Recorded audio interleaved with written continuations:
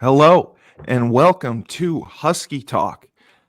I am your host, the best podcast host in the universe, Steve Cully. Not the universe. Yeah, it's amazing. And I am actually the best podcast host in the universe. And with me today, a very special guest, Miss Brittany Hunter. Brit, as she goes by. Welcome to the show. Hi. I got you laughing already, so that's a good sign. Yeah, I'm going through a brand change, so we're going with Brit now. I saw that, Britt. I didn't know if I should call you Brittany or Britton. So Well, it's funny Britt's because fine. yeah, my friends, like people that I've known for a long time, they call me Brit. Like that's just what makes sense. But when they introduce me, they call me Right. Brittany, and I'm like, don't do that. That's weird. Yeah. And when I was saying, my name is Brittany, da da da da, for a long time, people were always like, oh, like Spears, and I'm like, no. That's what they related it to, Britney Well, Spears. it just was like a, oh, Brittany, oh, like Yeah. Spears. And I'm like, let me Yeah. offer that. Let me offer the Spears. And so now that I say Brit, there's no add-on. They're just like, Brett? I'm like, nope, it's Brit. Brit And that's the end of the conversation. And it's great. puts an end to it. I Yeah. like that. I like that. Well, thank you so much for joining us for the show. You have been recruited for a little while. I know you're very busy. It's did you say Pride Month? It is Pride Month. Whoop, whoop. Pride Month. Okay. Pride Month. Yeah, So we get to promote that a little bit. absolutely. And I wanted to get you on because with Husky Talk, I have been trying to do more women because I predominantly done men, and that is not fair because we have tremendous female athletes, and that is why I wanted to reach out to you, and I always liked you. You're always nice to me. You always treated me well, and it was always a pleasure when I got to see you and talk with you. Oh, that's so, yeah, you told me that. And I was like, oh my God. Probably worst fear somebody in their late 30s is someone from the past being like, I recall how you treated me. And that being really sad. But I know. I believe me. I know. and you're like, oh my God, I don't even remember 22. I don't I remember. know. I get that a lot. I was, we'll edit this out later. It was just grain alcohol to the face, man. I don't even remember what happened. It was I know. I know. Goldschlager and grain. I don't, if I It said was something, Huskies and Teds and parties. Ted's. If I said something, I said something. If that was a long time ago, let's move forward. So it's great to hear that I was very kind. No, you were always very kind to me, and you left me tickets to a couple times at Syracuse Oh, nice. because Okay. when I See, was when I was living with my parents, I would drive up and I saw you play at Syracuse a couple times, so that was always fun. very cool. Um, but I don't know for sure your story. Where did you grow up exactly? Yeah, I grew up in Columbus, Ohio. OH. That's why Oh, you have the 614 area code. Okay. yeah, we got to run it back though. So when I say OH, you have to do IO. But you didn't. OHIO. I got Let's run you. it back. Let's run Okay. it back. I'm from Columbus, Ohio. OH. IO. All right. Oh, we're I good. love it. Now I we're in love it. there. Now, being from Columbus, was there like a natural kind of rivalry with Cleveland, or you are more of a Cleveland supporter? Like the No, the the I don't. Guardians No, I or don't. Cavaliers or It's. I think it's an Ohio thing. Like you rep your city. That's it. Cleveland. Cleveland, Columbus, Cincinnati. That's it. that's And what I heard. yeah, we have our own vibe, we have our own culture, we have our own everything. So, it's really dope when I'm outside. I constantly meet people from Ohio, no matter where I've lived. This is my seventh city, Atlanta, but no matter what city I live in, like when you meet someone else from Ohio, you automatically, we got to do the OHIO and it's all gravy. But when I go home, I don't like people from Cleveland and I don't care if it's Cincinnati. Like, I don't, and Columbus, but Columbus, we don't have we have pro teams. We have the Crew, right? We The have hockey pro team teams. too, right? We have the Blue Jays. Yes, we have the Blue Jays. That's not their name. We have a hockey team. Oh, the blue. Okay. What are they called? That's bad. The Columbus Blue Jackets, aren't they the hockey Blue team? Jackets. Yeah, it's not Blue Yeah. Jackets. But we don't have like an NFL team. What we have is Correct. the Ohio State University. And so when it comes to the Ohio State University, we're already elite. You know what I'm saying? We're already on another Yes, you level. are. So I don't need to talk about the Browns and the Bengals. It's irrelevant. We're not even on the same playing field right now. So for me, I don't even think about Cleveland and Cincinnati. Those are two opposing cities. They go in opposite directions from where I live. Didn't think about it. Cleveland, it's cold. It's colder because it's closer to Right. Michigan.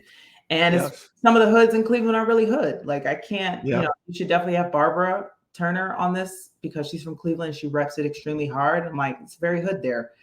Columbus has its hoods, but there's more in Cleveland. Cincinnati, it's cool. It's really close to Kentucky, if that's your thing. But the people in Cincinnati have this really interesting accent. Like they're from Tennessee or something. I don't know. I don't get it. Yeah, they do. They do. And I do know that because as an avid professional wrestling fan, there is there's a wrestling company that I follow out of Louisville called OVW, Ohio Valley Wrestling. So sounds right. I am familiar how close they are together. Yeah. But growing up, did you start playing basketball at an early age? Was that one of your first loves early on growing up? No. Not at all. No, I didn't care about sports. I didn't play sports. I was very sheltered. And I actually share this with a lot of people because I think the assumption is if you're really good at a sport, it's because you're passionate about it, you loved it, and you worked really hard at it. And that's not exactly how it happened. Like I said, was very sheltered. My mom worked nights, which meant she slept during the day, which meant you can't go anywhere, right? Like you can't leave the house when she's at work, and you can't leave the house when she's home asleep. So there was no leaving the house. But there was a strong emphasis on you better figure out a way to go to college because no one's paying for it. Right. So, but also you have to go. So it was like, well, I don't even, what? I was a, probably B- student, C average student. And I felt like, I don't know. I didn't feel smart enough for some reason. I don't know. And so someone told me that I could go to college for free if I played basketball or if I played a sport, track, volleyball, right? People were just throwing these things at me. And I think I was like 11 or so. And so I started around 11, 12. I didn't play 1 year because I had a C on a report card. My mom was like, no. So I didn't play fully 6th or 7th grade. I really started playing 8th grade. And I've been this height since I was in 8th grade. So your mom was strict then about academics coming first. Yeah. Yeah. She didn't care about any of the other stuff, but she also didn't go to college herself. So she didn't understand like scholarship. She didn't understand, the value of having multiple things going on at one time. For her, it was just all she knew was like, if you have good grades, you get to go here. So for her, it was like, you have to have good grades and test well.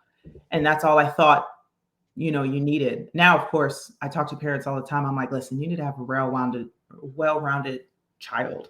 So I started playing in 8th grade, was horrible. It was horrible. But in 3 years, I became the number 1 player in the country.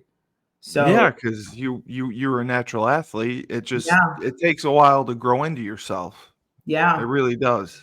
It's funny that you mentioned that my friend's son was probably 6 feet tall when he was in 5th grade. Yeah. And his family pushed him to play basketball. Yeah. And he had private lessons and he was playing on AAU teams and did everything up until high school. He played as a freshman, he played as a sophomore, and he never really loved it. Yeah. But he did it because his parents pushed him to do it, and they invested a lot of time and money in it. Right. And his freshman and sophomore year, they went to 2 state finals. They lost both. This junior year was supposed to be his year of like taking off and dominating. And he really had a rough year, and he is not going back to play his senior year. Mm.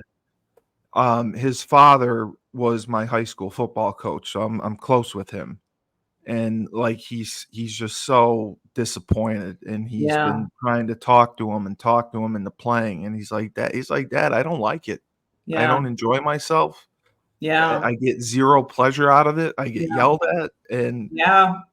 I was I You're was getting doing it. yelled at a lot. Yes. Yeah. I was doing it because of my friends, but my Yeah. friends are still my friends. So I don't want to play. Yeah. And he's not going to play his senior year. So I thought that was interesting how you said it. And you started, and then you kind of came into your own. Did you have any like mentors or coaches that took extra time and worked with you and tried to help you develop into the player that you ended up becoming? The player? Yeah, absolutely. I mean, Yeah, I think two things were my favorite. One, I was really athletic. And two, I just had an open mind and listened. Like you were whatever very you tell me coachable. to do. Yeah, very coachable. Whatever you tell me to do, I'll do it. I hated being embarrassed.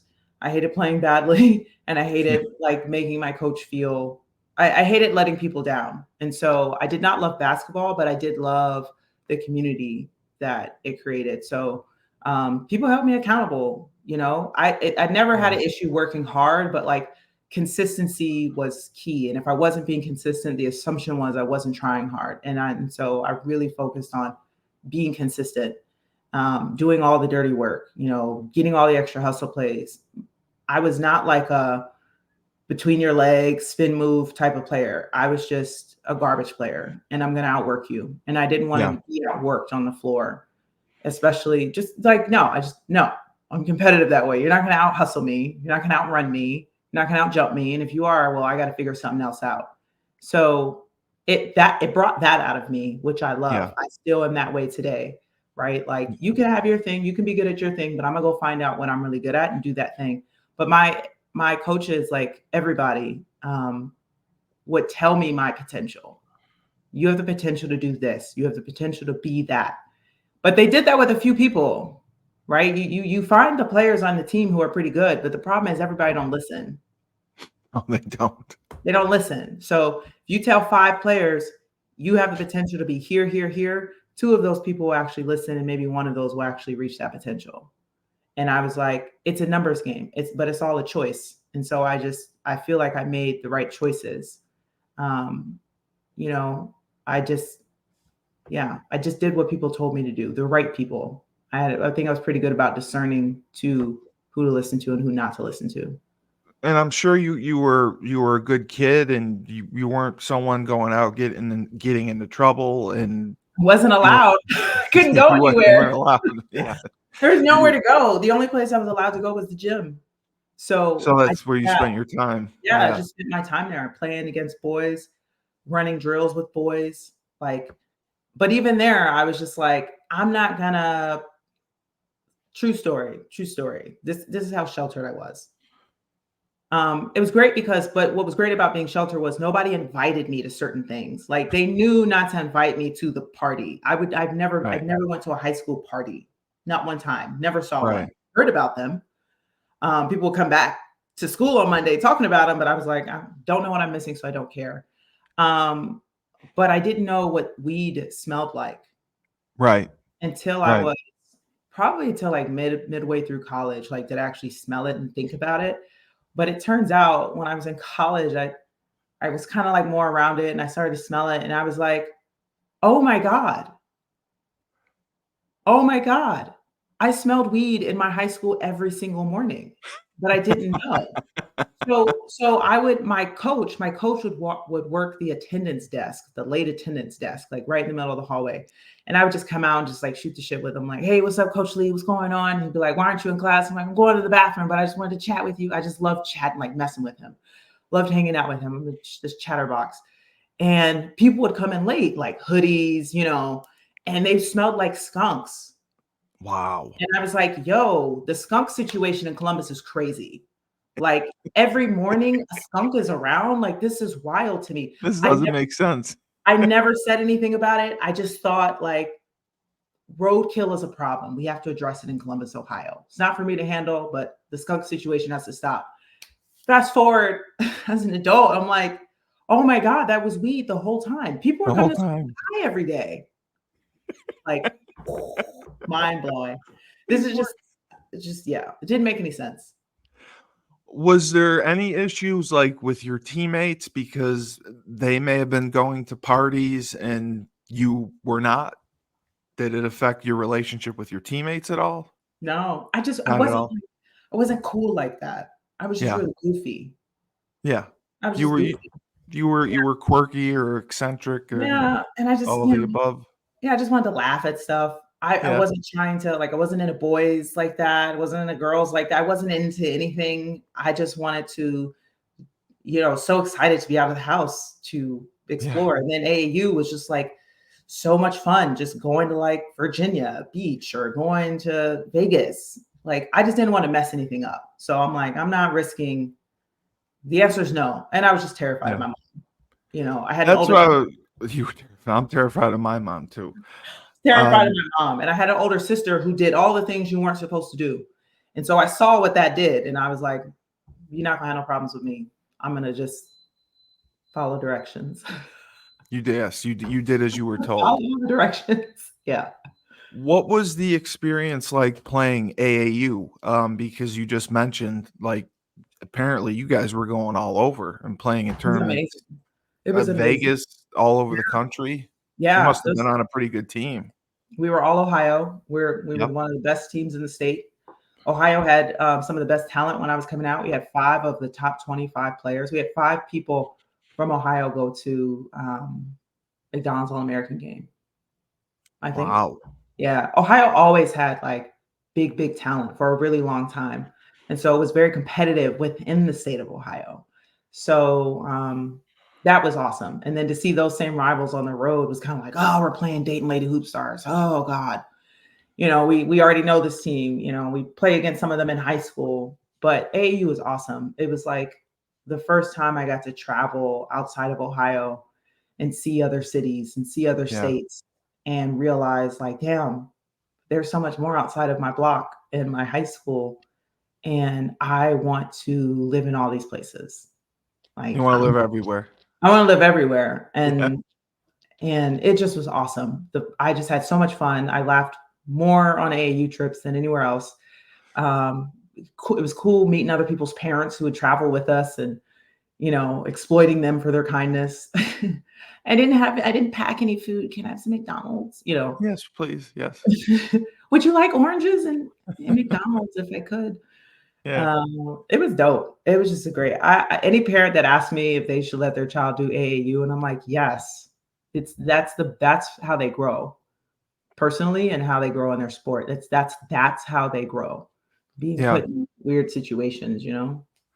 It's funny because we did Maria Conlin's podcast today, and one of the questions from one of the listeners was about AAU and how you decide what team to join. Mm-hmm. And what would your answer be to that if you were telling someone or advising someone on choosing which AAU program to join?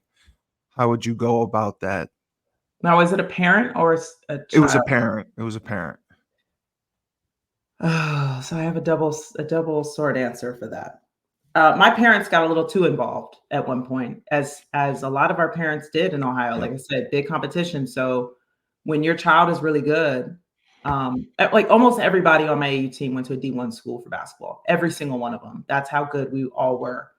We were all really good in our. I played with Barbara Turner on my AAU team. I played with Mel Correct. Thomas. Mel Thomas played with me on my AAU team, and we all ended up at UConn. So we were always the best players. And as a result, you have a little bit of helicopter parenting, right? You have these parents Oh, who, of course. you have to give up, you have to release, power and let AAU coaches do what they do. And sometimes we have parents like, well, my child's not getting enough shine. My child's not getting enough this or that. And so at one point, my parents got into it with my AAU coach, who I'd played with my entire, adolescence, and my becoming good, and put me on another team my last year of AAU. They switched you your Switched last me year. because they had beef with the coach. Wow. Pissed me off. You didn't have a say in it. No, like this is, and also I'm the kid who doesn't like fight my parents. Like I do what Right. they say. And I find that I've actually seen a lot of parents do this to their kids, and it's like sometimes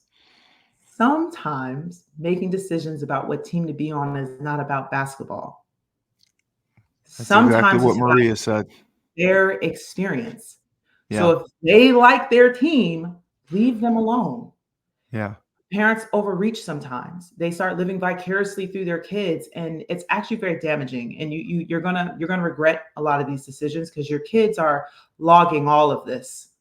They're logging everything that you do. And there's going to be resentment. And I had a lot of resentment towards my parents because it didn't make any sense. It was an adult decision, but it was a childish one. Right. And so for me, I think parents, when they look for AU teams, they look for, the coaching style, which I think is a great, thing to look at. They also look at if their child's going to play, but you have to think about if your child is having fun. Right. It has to be, like you said, it has to be a good, fun, memorable experience. Yeah. If your kid is good, they'll be seen when they get into the game. If your child's not playing, that's a different conversation. But if your child is playing and it's not as much as you think they should be playing, why don't you ask some questions and figure out what can your child do to play more? And if you get actual answers that are like, do these things, work on a mid-range, get better at dribbling, boom, you have your answer. Now it's on you.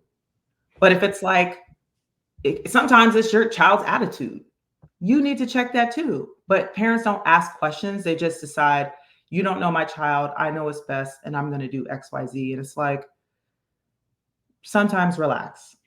Sometimes relax. Take a deep breath. If your child is good, we'll know. Coaches can tell. They can see it within 5 minutes of your child playing. They don't have to score a bunch of points for a coach to notice your child. So, don't get me started, Steve. Don't get me started. No, there's way too many people that don't think before they speak, and the helicopter parents, especially, I would say in this generation, has gotten a little bit worse. Yeah. I coached college football for 10 years, and it definitely, because when you got to the college level, it was very rare that a parent would come Yeah. and I'm like, complain about playing time. Like that never happened at when I all. played. You're an adult. Yeah, that never happened when I played. And it would be so brazen after the games, getting on the bus, a parent would come up to a coach or even the head coach and have words with them about the playing time their son's getting. And, oh, you're missing the boat on my kid. He's this, this, and this, and you're just not seeing it. And how dare you not play him? And I was like, wow. I if my parents ever did that, I would go hide on the bus and probably cry. It's humiliating for him and for everyone to see. When would you say you really started to get recruited by other colleges? Pretty early, like pretty soon. It was soon. Yeah, people saw talent in me that I didn't see. I knew I couldn't catch the ball. I knew I was getting cursed out every damn day. I knew I was crying every day after practice. I knew I didn't want to go to practice. And I knew I didn't really like basketball, but I was being told that I was going to be good, but I didn't see it. So Yeah. it was interesting. I think one of my first letters came from Ohio Northern, and they were the polar bears. Like I had bins of letters. But at first it was like small, and they were all local, Ohio Valley type schools. And oh my God, I was so excited. I was like, oh my God, I think I'm going to go to Ohio Northern.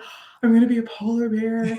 And then I kind of became a little obsessed with like Purdue a little bit. That was like the biggest school that had recruited me at the time, like maybe 9th or 10th grade. And, and then after that year, it was like everybody, like Hawaii, Yeah. UConn, Duke, Texas, like it was everybody. But the first few letters were like small Ohio schools. And I was like floored and so excited. I was like, I'm going to go to college for free. Yeah. Yeah. Which is exactly what your mom wanted. She This is said, what I was doing. Like I was not figure thinking it out. about I wasn't thinking about the notoriety. I didn't actually like it. It was a little overwhelming. It was like, Yeah, it is. and before, this before Instagram, everything was like in a newspaper. So Yes. you get to school and people are like, did you see you're in the newspaper? And I'm like, that's a bad picture and I don't need to know about it. I was there. We don't need to talk about this. I played in the game. Yeah, I'm aware of my stats. Sometimes I wasn't aware though. I'd be like, oh damn, I had 39. Oh my God. But I saw myself as like, I am doing X to go to YZ. I'm not thinking about all the other stuff. But it came and I was like, all right, I got to figure this out. Like, how am I going to handle all this attention for something that I don't even like that much? Now I feel like I have to fake it a little bit. Like the expectation is because I'm good at basketball that I watch basketball. So I had to start watching basketball. Right. Which I did because my teammates did. So of course I watched it. But yeah, I just feel like I had to curate a basketball personality almost. What would you say eventually became your top 4, top 5 schools Yeah. at the end of the recruiting process? Yeah. So it was Duke, Texas, Tennessee, because my dad liked Tennessee. I did not want to go to Tennessee. I wanted to go to LSU. My mom made me go to Harvard for a visit. You went to Harvard for a visit? Yeah, I did. I was like, Mom, no. Like, I get it, but I'm going to struggle here academically. Yeah. I'm going to struggle. And I knew that about myself. Would I have struggled? Yeah, but I struggled at Duke my first year. Right. But I also was fine. I went to Vanderbilt to get my MBA. Did I struggle there? Yes. But like the way I was interpreting struggle was struggle and fail. But like, it's okay to struggle. I was terrified of having bad grades and somehow she knowing about it. So I was like, Harvard, Mom, like we can do the visit, but. Yeah, a lot of times, because I coached at Holy Cross, a lot of times the toughest part is getting in. And then they will do everything they can to make sure you don't fail. Yeah. They will go out of their way. If you go to class and you put forth effort, they will try to make sure that you don't fail. So, wow. So Texas, Tennessee, and you mentioned Vanderbilt, you mentioned Duke. Sorry, yeah, Vanderbilt was business school. I messed that up. Duke, Duke. Tennessee, Texas, UConn, Harvard. Harvard ended up in the top 5. Harvard by default. Yeah. I wanted to go to LSU, and what was so crazy about it at the time, and it could still be true, but my mom did some research or someone told her, and she was like, the graduation rate at LSU is too low. Wow. And I was like, that's probably true because it's probably very true. If you transferred out, I think at the time you counted against the graduation rate. So if they had a lot of transfers, they also had a lot of true. And they had a lot of pro athletes, right? LSU football, LSU basketball, men's basketball. They did. Oh, yes. Overall, absolutely. Yeah. 03, 04, that whole early 2000s era. Like they had a lot of people go for. So for whatever reason, she just didn't feel like LSU was smart enough. And I was like, well, I'm not that smart. So it feels like a good match for me. Like I want to thrive somewhere. I don't want to like be in the bottom 10%, struggling through. It's not the vibe. Did you always kind of underestimate your intelligence? Did you just think that you always did? Yeah. I mean, when your parent kind of enforces grades as being the source of your intelligence, that's what you base it off of. So I thought I was only smart if my grades were good and if I got certain test scores. Not great. No, I know. Well, not bad. That's why a lot of the schools now don't even require the SAT or the ACT. It's just it's a biased test, and it really doesn't prove anything. It just proves the people who do well on those tests just know how to take it. In my opinion, they know how to take it. No, it's 100% true. I don't think it proves anything. I very much underestimated my everything. Yeah. Everything. Yeah. But that, and it goes back to parenting. I think that's what happens. So when your parents kind of signal things to you, I think parents have to be very mindful about what they say to their children and around their children. Yeah, because it resonates. It stays. And so I remember, when I was teaching fourth grade in Harlem, I would have parents and they'd be like, okay, here's my child, Jalen. Let me tell you a few things about him. And I'd be like, here we go. They want to give me their rundown. And then they would say things like, yeah, he's strong in science, but not so great at math. And I was like, hold on, time out. Let's take a 30. I listened to everything, but let me address one thing with you. Please don't ever say around your child or to your child what they're good or not good at. That's not for you to decide. You don't also know everything. And it's not about being good or not being good at something. It's about this child needs to spend more time with something. So let's not say Jalen's not good at math. Say Jalen needs to spend more time with math.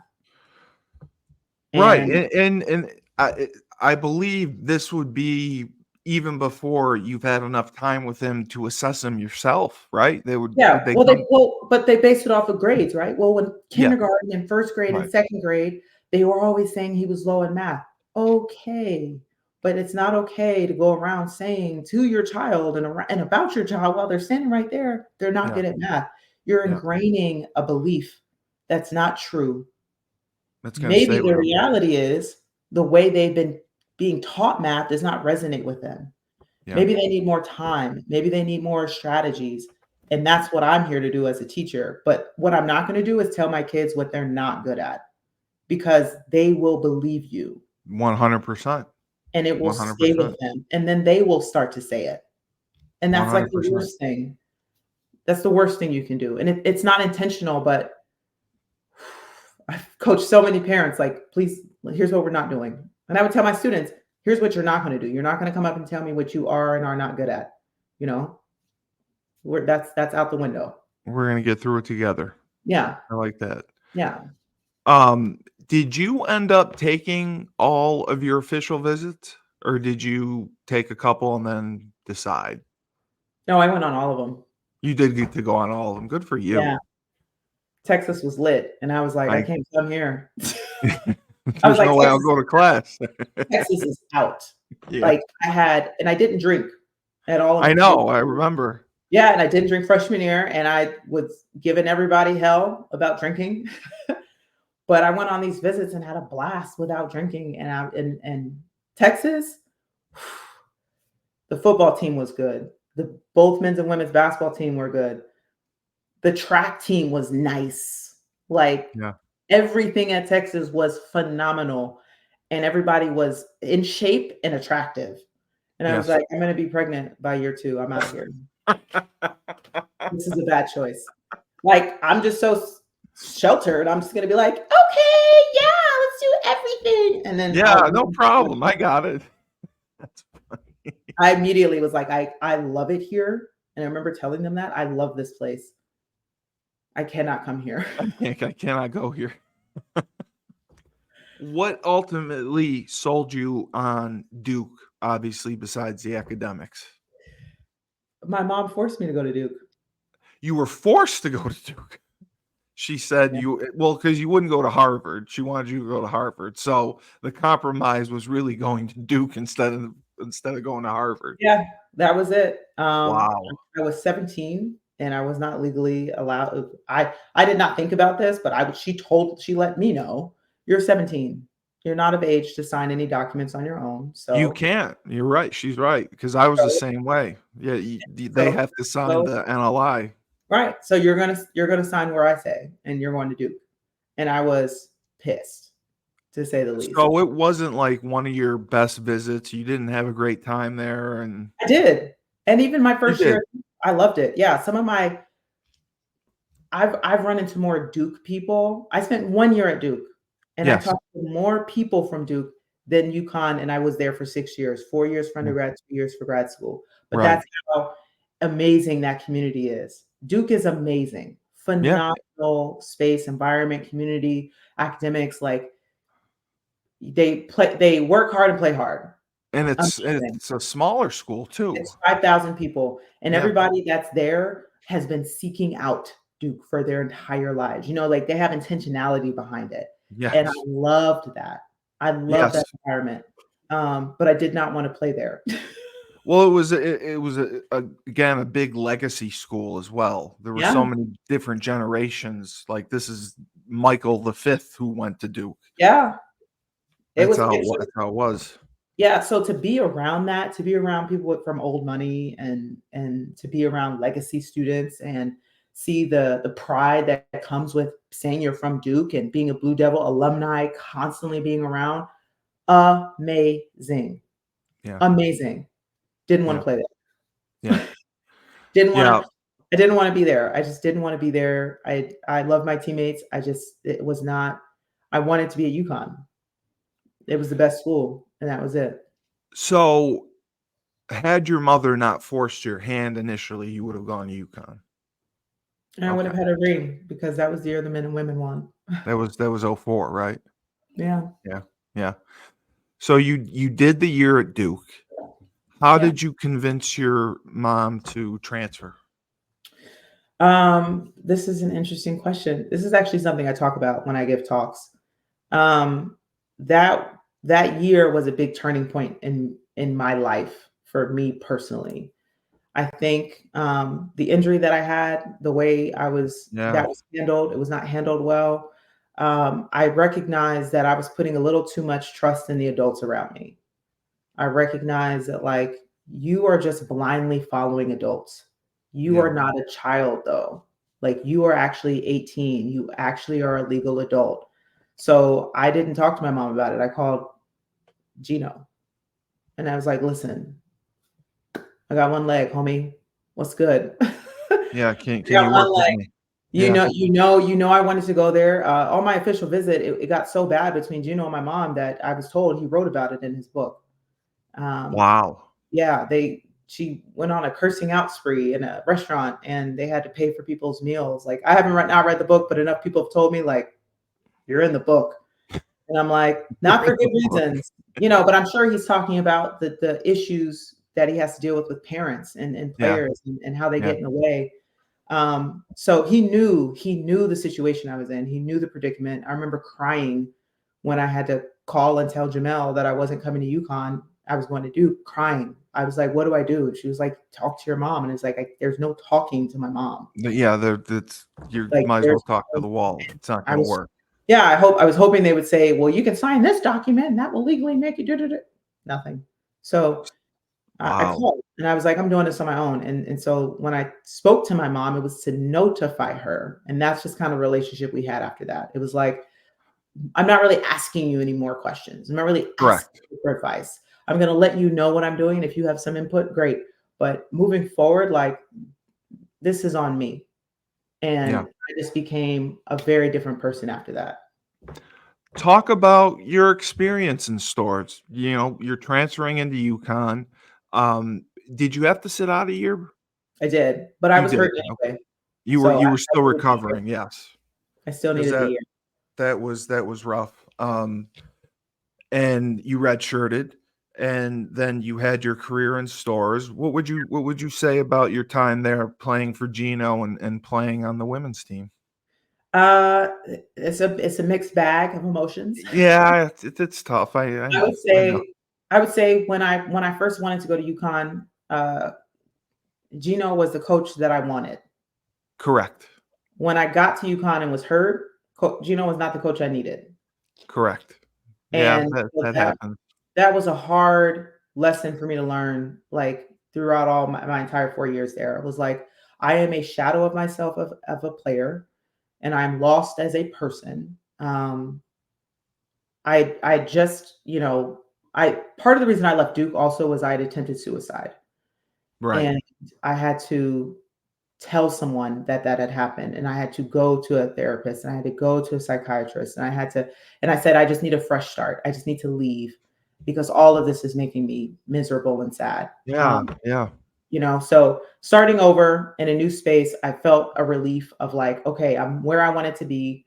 But I just was not the same player. I couldn't even I could only play 15 minutes a game. I could only practice for 15 minutes at a time. That didn't align with the athleticism and the outworking model that I had. Like, I couldn't outwork people now. So who am I? What kind of player am I? Don't know. How do I Um, contribute? Yeah. I have no value add anymore. My Yeah. value add is different. And I wasn't fully embracing that. I was railing against it. I was pissed about it. So for that part, not great. Teammates, 10 out of 10. Yeah. You had a great group of girls. 10 out of 10. Like, my teammates made my life my life. Like, they're also the reason I wanted to go. When I would go on visits to Duke and Texas and Tennessee, they give you an itinerary, right? They're like, here's your itinerary. Yeah. Here's your parents' itinerary. So, here's yours. And this is the time the team is going to meet you. UConn, if they had an itinerary, I didn't see it because the girls already hung out together. Yeah, they were all together, They're always. together all the time. It was a little bit of a cult, and I loved it. I loved it. At the apartments. Yeah, it was. Yeah, we at the apartments. We out here, we rolling deep in the apartments, side by side. Like, this is us. This is our squad. We live together, we eat together, we cry together, we travel together. That was 10 out of 10. Best. So the relationships that you made were incredible. Yeah. Just the playing aspect, your expectations, you weren't meeting them, and the expectations that maybe the coaches had for you, you were just trying to find how you fit in and how you were going to contribute to the Yeah. team. Yeah. And that's what was frustrating. Yeah. And they Yeah, were I hear you. forcing my hand, right? A little bit of the expectation was Yeah, that I was supposed to be a leader in the locker room. right. And I didn't want that responsibility. So I railed against that too. Listen, leadership is I was like, I so don't want that. difficult. Yeah. Like, I'm a Um, mess. I don't want to do this. I just want to play and do well. And it's just, all of it was a mess. But I would never define you as an introvert. Would you say you're an introvert? Now, no. You're not now, yeah. Not at all now. But you were growing up and you were kind of at your time in stores. Okay. Yeah. Oh, no, at stores, I was very much like, I found myself. I was out here. Yes. Yeah, because you were in an environment where you love your teammates and you spent time together Yeah. and you had a better experience, it seems, off the court than on the court with Yeah. your team. Yeah, Okay. for sure. So you you took a medical red shirt, right? Or redshirted for transferring, and then you stayed on after graduation. And did you got a master's at UConn? I did. So I actually went to Temple for a year and coached with Tanya. So Okay. Don Staley ended up leaving Temple and going to South Yes. Carolina. And then Tanya, who was Don Staley's teammate in college at Virginia, took the role. And so she brought me on as assistant coach, which was mind blowing because, like I said, I didn't feel like I was doing a great job of leading. But she's, again, another person sees potential in me and I just don't see it. And she's like, but people follow you without you having to try. And that's what she wanted to capture. She wanted me to take my just natural kind of leadership style and bring it to her team. And I loved a lot of the girls I work with. Like, Yeah. super dope. Just basketball all year round, it's not for me. No, it's a very, very difficult job. And it's funny you say that. Chris Bellamy, we did a podcast in tribute to Adam Coles, and he said that along the way throughout our lives, we have these silent angels that we don't even know about, these angels that are there that help us, these people in our lives that Yeah. see potential that we don't even see in Yeah. ourselves Yeah. and help us along the way and nurture us and really support us. And it seems like you had that, which is really cool. Yeah. I've had many, I love that, silent angels. That's what he calls it, yeah. That's a talk. I'm about to build a talk off of it. When I talk to really young, like middle schoolers and high schoolers, I tell them that. I'm like, listen, there are people that say something to you and see something in you, and you have to capture it. You have to hold on to it. It may not in the moment make any sense to you, but everything that I have accomplished was because somebody said, hey, you should do this. Right. Playing basketball, became great. What else? When I was a dean, becoming a vice principal, became great, like became better at it. Staying in education, became better at it. Going to business school, people talked me into doing that. Amazing experience. You know, just So you got a master's and an MBA? I have a master's from UConn and I have an MBA from Vanderbilt. Yeah. God bless you. That's so incredible. I know you have to sign off too. I just wanted to know some of the. I know you were a teacher. What other jobs have you had? Yeah. So coached at Temple, Yep. dean of students, vice principal, teacher, HR, business manager, business partner, and now I work in operations in the cloud. And in Atlanta. Yes, and now I'm officially a speaker. I have a lot of speaking engagements coming up. I'm very excited about those. Where will you be speaking at? I'm going to be at Northwestern talking to their student athletes. Very Oh, excited that's about that. great. Someone just reached out to me to do a talk at Baddies Con, which is a tech conference for women in New York. I spoke at the ESPN Black Sports Business Symposium. I'm hoping to lock in something with Syracuse. I'm working on with them. I'll be in Vanderbilt talking to graduate students at the Education Peabody and Business School and their student athletes. I'll be doing that in September. So I'm just locking in. I just want to share my story, man. I have so much to say. No, that's Yeah. incredible. What is there a website or anywhere Yes, people can go to speak to you? Because I'll put it in the show notes and everything. What's your website? absolutely. It's BritHunterSpeaks.com. Oh, okay. Super Perfect. easy. And my email is on there. It's hello at I BritHunterSpeaks.com. love your email. Yeah, it's hey, just drop me a line. And Okay. it's dope. People will hear me speak. And then actually when I spoke at ESPN, somebody from the uh who's that? The Jaguars, Panthers, Jacksonville Panthers, Jacksonville Jaguars. Yep. Jaguars. That's Yep. embarrassing. I should know that. No, it's Um, okay. It's woman, just football. people watching me speak are like, I need this on my team. I need this in my organization. So hopefully gonna do something Because with it. there are so few women out there that will speak to you, and so few Yeah, women with the story that you have and the journey that you took yeah, and the growth that you've made over the years. I mean, coming from a shy, maybe not shy, but an introverted kid very, who very was intriguing. sheltered and really grew into your own, going to UConn, building those relationships with your teammates, and Yeah, then doing several different careers, a little bit of everything. And yeah. coaching is very difficult. Vice principal, dean of students, my God, all tough jobs. But the job that you do now, okay, I know you mentioned Pride Month. What else do you do with your career in Atlanta?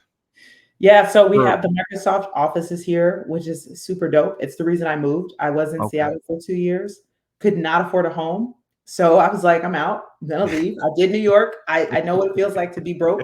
Yeah. Seattle was like, I don't feel broke, but I feel poor. So I just moved to Atlanta, and the dollar goes a lot further, which is great. And so I volunteer a lot. So anytime someone at the office is like, That's hey, awesome. can you be on a panel for these Georgia Tech football players? Absolutely, I'll talk to them. Hey, can you be a judge for a hackathon over here for these high schoolers from this, the west side of Atlanta? Absolutely, I'll be there.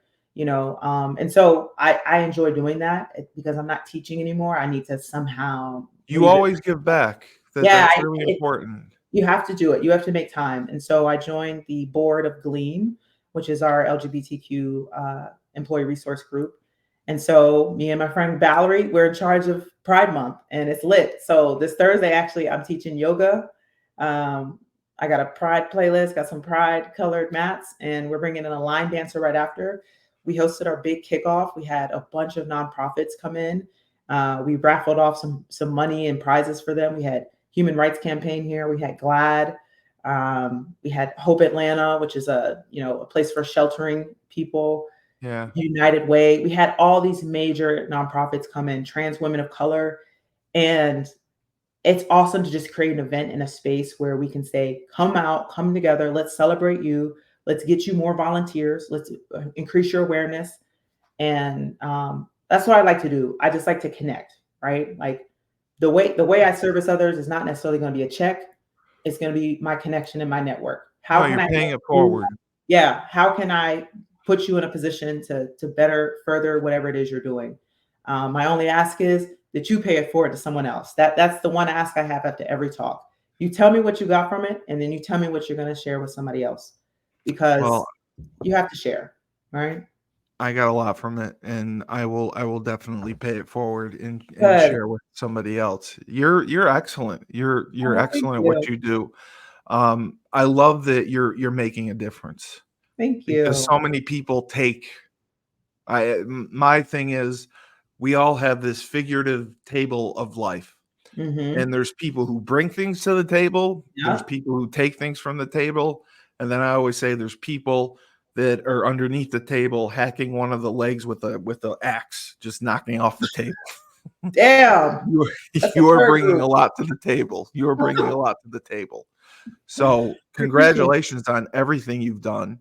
Thank you. I'd love to definitely have you on again, and Let's do it. definitely, get you on, Maria's podcast as well, because, we barely scratched the surface. I'd love And to I want hear to talk to more. Maria. I miss Maria. Maria was like, I won't share it on this show, but I was like, Maria's so cool. She's She like is. so raw. She's just like, she didn't give a fuck. Like, She yeah, doesn't. She doesn't. I She want to doesn't be at like all. her. She She's just doesn't so at all. She doesn't small at and all. small and cool. That's She Maria. doesn't at all. That's funny. But thank you so much for doing this. Yeah, And I'll definitely have you on again, and we'll have you on Maria's podcast. And let's do you it. you were excellent. I'll put your website in the show notes. Thank So you. hopefully you'll get some more speaking engagements, because I definitely think student athletes and whoever else you talk to should hear from you and hear your story.